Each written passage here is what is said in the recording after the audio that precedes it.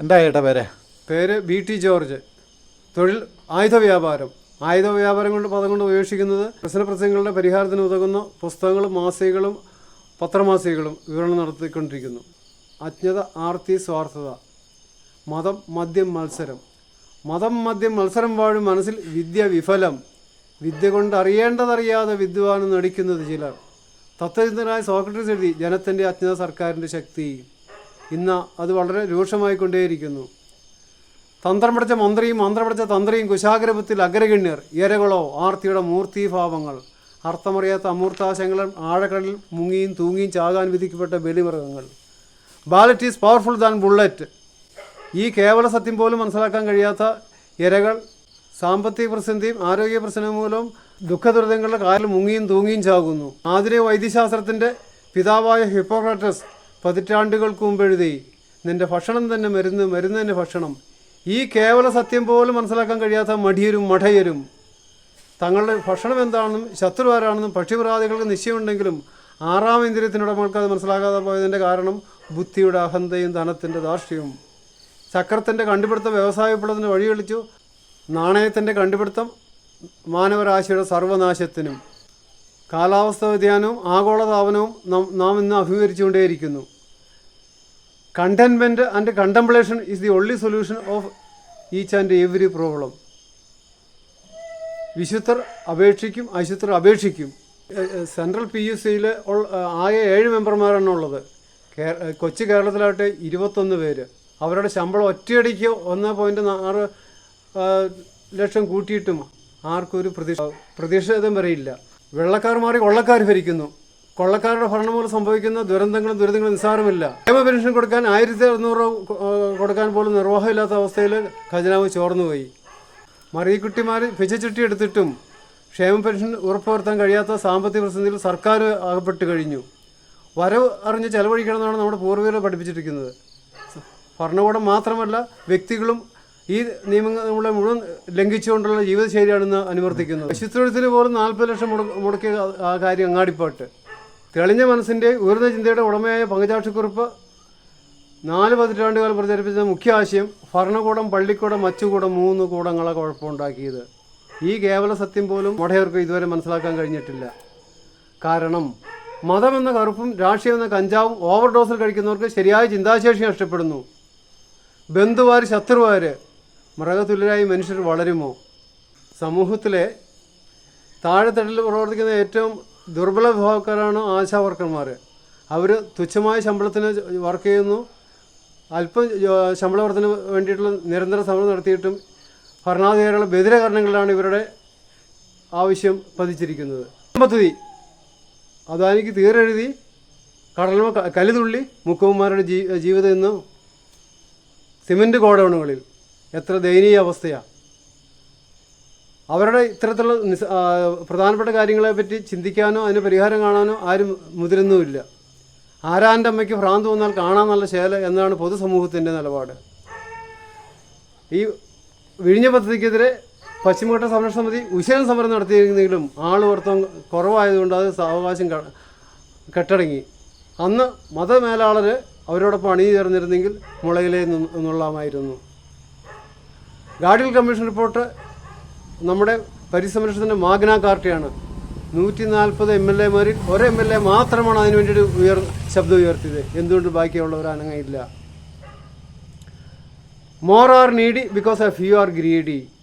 ഈ few are greedy ഉള്ള ആൾക്കാർക്കുടെ സംരക്ഷണത്തിന് വേണ്ടിയിട്ടാണ് ഭരണകൂടം എക്കാലത്ത് നിലനിൽക്കുന്നത്. Ballot is powerful than bullet. അത്രയും പഠിച്ചാൽ സാക്ഷരദേശം വീണ്ടും മാവേലി നാടായി പരിണമിക്കും. പണ്ട് രാജന് ഉരുട്ടി കൊന്നായിരുന്നു പോലീസുകാർ. ഇവർക്ക് ശമ്പളം കൊന്ന നികുതിദായകരുടെ മാനസികാവസ്ഥയാണ് മാറേണ്ടത്. യഥാ പ്രജ തഥാ രാജ. ചേട്ടൻ്റെ പോരാട്ടം എത്ര നാൾ തുടരും? ചേട്ടന് ആർക്ക് വേണ്ടിയിട്ടാണ് പോരാടുന്നത്? നിന്റെ രക്ഷ നിന്റെ കരങ്ങളിൽ. പ്രാർത്ഥിക്കുന്നവർ പ്രവർത്തിച്ചാൽ അഴിമതി ഭരണം അറബിക്കടലിൽ. പ്രാർത്ഥിക്കുന്ന അതരങ്ങളേക്കാൾ ശ്രേഷ്ഠം പ്രവർത്തിക്കുന്ന കരങ്ങൾ. വെളിച്ചം പകർന്നുകൊണ്ട് ധാരാളം ആൾക്കാർ നമ്മുടെ പ്രാദേശിക തലത്തിൽ തന്നെ ഉണ്ട്. കുറുപ്പുറ സ്വദേശീയർ കുട്ടപ്പ ചേട്ടൻ. സ്വത്തല്ല സ്വസ്ഥതയാണ് പ്രധാനമെന്ന് ചിന്തിക്കുകയും അതനുസരിച്ച് ജീവിക്കുകയും ചെയ്യുന്ന മനുഷ്യൻ, ലിവിങ് സെയിൻറ്റ്. പക്ഷെ അദ്ദേഹത്തിന് പൈസ കാര്യമായിട്ടില്ലാത്തതുകൊണ്ട് ആരും അദ്ദേഹത്തെ ഗവനിക്കുന്നേ ഇല്ല, അദ്ദേഹത്തിൻ്റെ ആശയവും ഉൾക്കൊള്ളുന്നില്ല. ഇതാവസ്ഥ. കലയുടെയും വിദ്യയുടെയും സ്ഥാനത്ത് അധികാരത്തിലും പണത്തിലും സിംഹാസനം ഒരുക്കിയത് മുതലാണ് മാനവരാശിയുടെ പ്രശ്ന സങ്കീർണതകളുടെ ഉറവിടം. ചേട്ടൻ ഇത്രയും കാര്യങ്ങൾ ചേട്ടൻ അവതരിപ്പിച്ചല്ലോ ജനങ്ങൾക്കായിട്ട്. എന്താണ് ഇതും കൊണ്ടൊക്കെ ഉദ്ദേശിക്കുന്നത്? ആഴമുള്ള ആശയങ്ങൾ അഗ്നിയാണ്, അഗ്നിശുദ്ധി വരുത്തിയാൽ ഭാവി ഭാസുരം. ഇതുകൊണ്ട് എന്തൊക്കെ കാര്യങ്ങളിലേക്ക് എത്തിച്ചേരാൻ വരും ചേട്ടാ? ഈ നാട് നന്നാവുമോ? മനസ്സുണ്ടെങ്കിൽ മാർഗമുണ്ട്. Mind of body is limited, mind unlimited.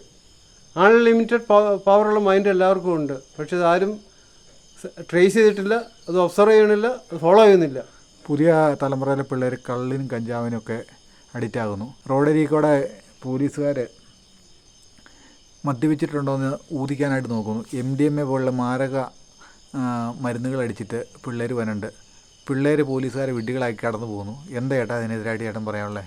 Marks കൃത്യമായിട്ട് ആൻസർ അന്നേ എഴുതിയിട്ടുണ്ട്. ഭൗതിക സാഹചര്യമാണ് ബോധത്തെ നിയന്ത്രിക്കുന്നത്, ബോധമല്ല ഭൗതിക സാഹചര്യങ്ങളെ നിയന്ത്രിക്കുന്നത്. ഈ കാലഘട്ടത്തിൽ അവൻ്റെ ഭൗതിക അവസ്ഥ വളരെ മാറി. ധാരാളം സമ്പത്ത് അത് കൂടിയതാണ് പ്രശ്നങ്ങളുടെ അടിസ്ഥാന കാരണം. സമ്പത്ത് കുറഞ്ഞു കഴിഞ്ഞാൽ, സമ്പത്ത് കുറഞ്ഞ ഒരാൾ സൈക്കിൾ മേടിക്കുന്നതിനെ പറ്റി ചിന്തിക്കുകയുള്ളൂ. കൂടിക്കഴിഞ്ഞാൽ അവന് സൈക്കിൾ പോലെ വലിയ ആഡംബര കാറ് തന്നെ വേണം. അതുപോലെ തന്നെയാണ് കഞ്ചാവിൻ്റെ കാർ, എല്ലാത്തിൻ്റെ കാര്യം. പൈസ ഇല്ലാത്തൊരവസ്ഥയാണെങ്കിൽ ഇവരങ്ങനെ ചിന്തിക്കുകയില്ല. മണിയുടെ ഫ്ലോ കട്ട് ചെയ്യണം. ഫ്ലോ കട്ട് ചെയ്യണമെങ്കിൽ rulers must be philosophers too. അതല്ലാതെ വേറെ ഒരു പരിഹാരവും ഇല്ല. ഇപ്പോൾ എവിടുന്ന് തുടങ്ങണ്ടേ? Realisation of self and application of self power. ഓരോ വ്യക്തിയും സമൂഹത്തിൻ്റെ ഓരോ സെല്ലുകളാണ്. അതിൻ്റെ പവർ മനസ്സിലാക്കി അതനുസരിച്ച് പ്രവർത്തിച്ചാൽ മതി. ഒന്നായാൽ നന്നാകും. എല്ലാവരും പ്രശ്നങ്ങളുടെ ഇരകളാണ്. സ്വന്തം നിലയും വിലയും ശക്തിയും തിരിച്ചറിയാത്ത മൂഢർ പ്രശ്നങ്ങളുടെ ഇരകളും കാരണക്കാരും. ഫസ്റ്റ് ക്ലീൻ ചീട്ട് എവിടെ എഴുതി കൊടുക്കണ്ടേ? Everybody benefits from experts advice. എക്സ്പേർട്സിൻ്റെ അഡ്വൈസ് റിസീവ് ചെയ്യാനുള്ള മൈൻഡ് സെറ്റ്. അതിൽ അങ്ങനെയുള്ള ആൾക്കാരുടെ എണ്ണം കൂടുന്നതനുസരിച്ച് ഇമ്പാക്റ്റും വളരെ കൂടുതലായിരിക്കും. തുടക്കം ഇടുന്ന വിത്തിൻ സെൽഫ്. എല്ലാ തത്വചിന്തകരും ജോസഫ് മൊറയെ പോലുള്ള ലോകപ്രസിദ്ധ മനഃശാസ്ത്രജ്ഞന്മാരും പറഞ്ഞിരിക്കുന്ന കാര്യങ്ങൾ ഇതൊക്കെ തന്നെയാണ്. 1000 വിഡ്ഢികൾ മനസ്സിലാക്കുന്നത് നല്ലത് ഒരു പണ്ഡിതൻ മനസ്സിലാക്കുന്നു, 1000 പണ്ഡിതൻ മനസ്സിലാക്കുന്നത് നല്ലത് ഒരു ഭരണാധികാരി. അങ്ങനെയുള്ളൊരു നാട് ഭരിച്ചാൽ എല്ലാം ക്ലിയർ ആയിക്കൊള്ളും. എന്താ solution? Right attitude and aptitude helps you to reach the right altitude. ആദ്യം ആറ്റിറ്റ്യൂഡ് കറക്റ്റ് ചെയ്യുക. അതിന് റിസീവിങ് മൈൻഡ്, നല്ല ആശയങ്ങൾ റിസീവ് ചെയ്യാനുള്ള മൈൻഡ് സെറ്റ്. ബുദ്ധിയുടെ അഹന്ത കൊണ്ട് അവർ റിസീവ് ചെയ്യാറില്ല. അങ്ങനെയാണെങ്കിൽ സ്കൂൾ തലങ്ങളിൽ നിന്ന് തുടങ്ങണ്ടേ? വേണ്ട. ഇതിൻ്റെ ഫ്ലോയെ കൺട്രോൾ ചെയ്യുക. ഫ്ലോ കൺട്രോൾ ചെയ്യണമെങ്കിൽ കൊള്ളാവുന്നൊരു ഭരണചക്രം തിരിക്കണം അതിൻ്റെ കീ പൊസിഷനിൽ. ഒരു ജഡ്ജി വിചാരിച്ചു കഴിഞ്ഞപ്പോൾ ഫ്ലക്സിൻ്റെ കൺട്രോൾ വിത്തിൻ 24 മണിക്കൂർ ചോദിച്ചിട്ട് അരമണിക്കൂർ കൊണ്ട് നീക്കം ചെയ്യപ്പെട്ടു. ആ സ്ഥാനത്തിരുന്നുകൊണ്ട് പറഞ്ഞപ്പോഴോ കാര്യം നടന്നു. ഇതുപോലെ ഇതിലും വലിയ കാര്യങ്ങൾ നടക്കും യോഗ്യർ നാട് ഭരിച്ചു കഴിഞ്ഞാൽ. വേണ്ട നിയമങ്ങൾ, അതുപോലെ തന്നെ കള്ളന്മാരും പിടിച്ചുപറിക്കാരും പെട്ടെന്ന് തന്നെ കുറ്റവിമുക്തരാകുന്നു. അതല്ലേ ഏട്ടാ മെയിനായിട്ടുള്ള കാരണങ്ങൾ. നിയമത്തിന് ലൂപ്പ് ഹോൾസ് ഉണ്ട്. അവരെ സഹായിക്കാൻ വക്കീലന്മാരും കോടതികളും ഉണ്ട്. കോടതികളും തന്നെ ധാരാളം ആൾക്കാർ ക്രിമിനൽ മൈൻഡുള്ള ആൾക്കാർ തന്നെയാണ്, സംശയം വേണ്ട. എന്താ ഭരണാധികാരി ചക്രം തിരിച്ചു കഴിഞ്ഞാൽ എല്ലാം നേരെയാകുന്നതാണ് ഏട്ടൻ പറയുന്നത്? യാതൊരു സംശയം വേണ്ട. ഭരണകാലത്ത് രാജാവ് പണ്ഡിതരെ ആദരിച്ചിരുന്നു, അനുസരിച്ചിരുന്നു. ഇന്നോ ക്രിമിനലുകളെ രക്ഷിക്കാനുള്ള ശ്രമത്തിലാണ്. എൻ്റെ ഇഷ്ടംപോലെ തെളിവുകൾ ധാരാളം പത്രമാധ്യമങ്ങൾ നമ്മൾ അറിഞ്ഞിട്ടുള്ളതാണ്. TP ചന്ദ്രശേഖരനെ വെട്ടിക്കൊന്നിട്ടും പ്രതികൾക്ക് പരോൾ എത്ര ദിവസം അനുവദിച്ചു? ഇവർ തമ്മിലുള്ള പൊക്കിൾക്കൊടി ബന്ധത്തിൻ്റെ പ്രകടമായ ലക്ഷണങ്ങൾ ഇതല്ല. മനനം ചെയ്യുന്നവനാണ് മാനവൻ. ഇപ്പോൾ ഹൈടെക് യുഗത്തിൽ മനനശക്തി തീരെ നഷ്ടപ്പെട്ടു. അതിൻ്റെ സ്ഥാനത്ത് മൊബൈലും കമ്പ്യൂട്ടറും വന്നു. വായനാശീലം അസ്തമിച്ചു. വായനയും കമ്പ്യൂട്ടറും തമ്മിൽ ഒത്തിരി ജഗജാന്ത വ്യത്യാസമുണ്ട്. ബ്രെയിൻ ആൻഡ് മൈൻഡ് വർക്ക് ചെയ്യില്ല, ഇന്ദ്രിയങ്ങളെ വർക്ക് ചെയ്യുന്നുള്ളൂ മൊബൈൽ കാണുമ്പോൾ. പണ്ടൊക്കെ 10x10 അല്ലെങ്കിൽ ഇതൊക്കെ മനഃപ്പാടമായിട്ട് ആൾക്കാർക്ക് അറിയാമായിരുന്നു. ഇപ്പോൾ കമ്പ്യൂട്ടർ ഇതുണ്ടെങ്കിൽ കുത്തി കണ്ടുപിടിക്കണം. മൈൻഡ് അത്രയും ഡൗണായി പോയി എന്നതിന് ചുരുക്കം.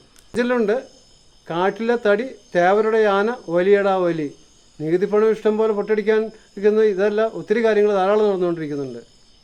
നമ്മൾ 1-ാം പാഠം തുടങ്ങി തുടർച്ചയായിട്ട് 10 പാഠം വരെ ഇതിൻ്റെ അവതരണം ഉണ്ടായിരിക്കുന്നതായിരിക്കും.